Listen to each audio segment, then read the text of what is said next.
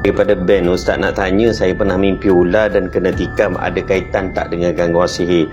Persoalan tentang mimpi-mimpi ini sebagaimana juga apa yang telah disebutkan sebelum ini. Kalau mimpi itu adalah datang berulang-ulang, kemudian kita rasa macam tak kena, ada tak kena, kita sendiri itu sebenarnya dia datang dengan perasaan.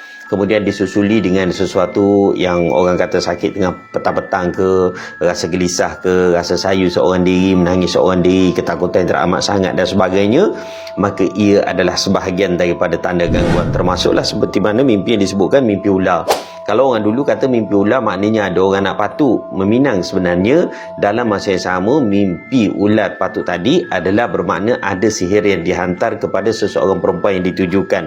Tapi dengan syarat sebagaimana saya sebut tadi. Jadi kalau kes-kes macam ni mudah je. Cubalah ambil kita punya bahan ruqyah seperti mandian bidara atau minyak bidara, dimandi, disapu. Kalau ada gangguan, akan ada tindak balasnya.